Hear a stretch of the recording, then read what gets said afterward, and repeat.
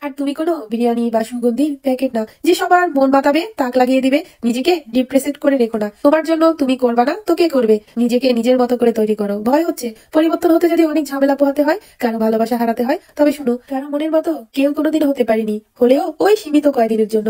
কেউ কারো মনের মতো হতে পারে না। কারো মন মতো না চলে যদি তার আবেগী অনুভূতি হারানোর সম্ভাবনা থাকে, তবে সেটি ভালোবাসা না। সারাদিন কারোর সাথে কথা বলার জন্য হাঁসফাঁস করা, নিজেকে একা ভাবা, আমার কিচ্ছু নেই কেন, নিজে নিজে ইমোশনাল হয়ে নিজেকে দুর্বল টাইটেল দিয়ে আবার সেটাকে বৈধতা দিয়ে আরেকজনের উপর ডিপেন্ড করে বসে থাকে, এটাকে বলে মানসিক ও ইমোশনাল ডিসঅর্ডার। এবং এটি খুব বড় একটি মানসিক অসুখ। এই অসুখকে কখনো নিজের শরীরে পুষে পুষে কালসাপ হতে দিবেন না। সব শেষ হয়ে যাবে, আপনি বলবেন এটাই জীবন, কিন্তু না, আপনি নিজেই নিজেকে এই রোগ পুষে নিজেকে স্লো পয়জন দিয়ে শেষ করে দিচ্ছেন। এই রোগের জন্য কাউন্সেলিং নিবেন। মনে রাখবেন, জীবন তোমার কন্ট্রোল অন্যের হবে কেন? জীবন যখন থমকে থাকে, যখন তুমি পরিস্থিতির হাতের পুতুল, সবকিছু তোমার বিপক্ষে থাকবে, তখন মনে রেখো তোমাকে তোমার জন্য ফাইট করতে হবে। কেউ তোমার মতো তোমাকে বুঝবে না। মানসিকভাবে ডিপ্রেসেড, মানসিকভাবে অনেক আঘাত প্রতিক্ষণে ছিন্ন করে দিচ্ছে, মাথা পেতে নিও না। উঠে নিজেকে নিজের মতো করে তৈরি করো। ভয় হচ্ছে পরিবর্তন হতে যদি অনেক ঝামেলা পোহাতে হয়, কারো ভালোবাসা হারাতে হয়, তবে শুনো, কারো মনের মতো কেউ কোনোদিন হতে পারেনি, হলেও ওই সীমিত কয়দিনের জন্য।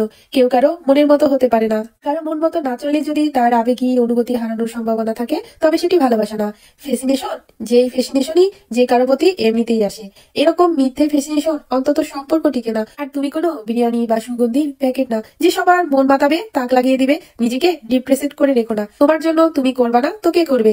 যত সময় আর এনার্জি তুমি কান্নাকাটি, রাগ, ক্ষোভ, স্ট্রেস ও পেনে কাটাচ্ছ, ততটুকু সময় ও সেই হাই এনার্জি লেভেল তোমার ইমপ্রুভমেন্টে দাও। নেগেটিভ হিল থেকে দূরে থাকতে হবে।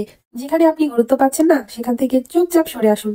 নিজের কাছে পরাজিত হয়ে আবার উঠে দাঁড়াতে পারবেন, দেখবেন এই উঠে দাঁড়ানোর ভয়ঙ্করটা শক্ত, কিন্তু এর মধ্যে চিটেপোটা বাড়তি ইমোশন থাকবে না। নিজের মধ্যে প্রচন্ড পজিটিভিটি আনতে আনতে একটা সময় টের পাবেন আপনার চারপাশে নেগেটিভে ভরে গেছে। অমুক তমুকের কাছে ভালো হওয়ার জন্য অনেক কিছুই কিন্তু আপনারা হারিয়ে ফেলেন। জীবন বদলে দেওয়ার মতো অনেক গল্পই আপনি শুনবেন, কিন্তু আপনাকে কেউ রাস্তা তৈরি করে দিবে না।